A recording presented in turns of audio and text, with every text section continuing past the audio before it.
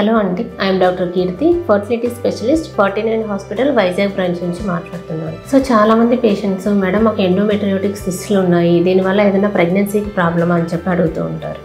So endometriotic cyst or chocolate cyst అంటే ఏంటంటే మనకి గర్భసంచిలో ఉండే లేయర్ అనేది సో యూజువల్గా యూట్రస్లో మిడిల్లో ఉంటుందన్నమాట ఎండోమెట్రియల్ లేయర్ అనేది.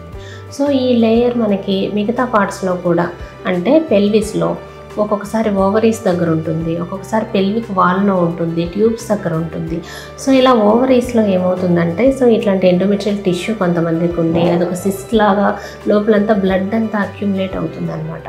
సో ఇటువంటి వాటిని చాక్లెట్ సిస్ట్ అంటారు. సో మరి ఇటువంటి చాక్లెట్ సిస్ట్ ఎండోమెట్రియోటిక్ సిస్ట్ వల్ల మెయిన్ ప్రాబ్లం ఏంటంటే ఆ ఓవరీస్లో ఉన్న మిగతా ఎగ్స్లో క్వాలిటీ అనేది తగ్గుతుంది.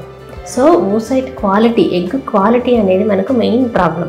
కొంతమందికి ఎగ్ కౌంట్ కూడా తగ్గుతుంది అనమాట.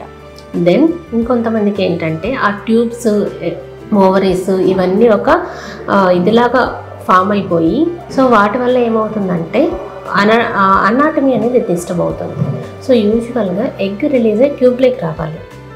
సో ఈ ఎండోమెట్రియోసిస్ వల్ల, ఈ అడ్హెషన్స్ వల్ల ఏమవుతుందంటే సో ఆ ఎగ్ రిలీజ్ అయ్యి ట్యూబ్లోకి రావడం అనేది కరెక్ట్గా జరగదు. సో ఈ అనాటమీ అనేది డిస్టర్బ్ అవ్వడం వల్ల కూడా ఈ ఎండోమెట్రియోసిస్ పేషెంట్స్లో ప్రెగ్నెన్సీ అనేది డిలే అవుతుంది. ఎగ్ క్వాలిటీ ఎఫెక్ట్ అవ్వచ్చు, ఎగ్ రిలీజ్ అయిన తర్వాత అనాటమీ డిస్టర్బ్ అవ్వడం వల్ల సో మనకు ఫెలోపియన్ ట్యూబ్స్లో కొంచెం బ్లాక్స్ లాగా కూడా అనిపించవచ్చు. దెన్ గర్భసంచిలో కూడా ఏంటంటే ఆ గర్భసంచి లేయర్ ఇంప్లాంటేషన్ అనమాట, అతుక్కోవడం పొటెన్షియల్, సో అది కూడా ప్రాబ్లం అవ్వచ్చు. సో ఈ 3 రకాల ఇష్యూస్ వల్ల ఈ ఎండోమెట్రియోసిస్ పేషెంట్స్ కన్సీవ్ అయ్యే ఛాన్సెస్ కొంచెం తక్కువగా ఉంటాయి. సో ఇటువంటివి మనం ఫైండ్ అవుట్ చేసినప్పుడు ఏం చేయాలంటే so as early as possible so వాళ్ళకి ఈ ఫర్టిలిటీ ట్రీట్మెంట్స్ మన దగ్గర అవైలబుల్లో ఉన్నవి, IUI, IVF ఇలాంటి ట్రీట్మెంట్స్ అసలు మీకు ఏది సెట్ అవుతుందో ఫస్ట్ చూసుకోవాలి.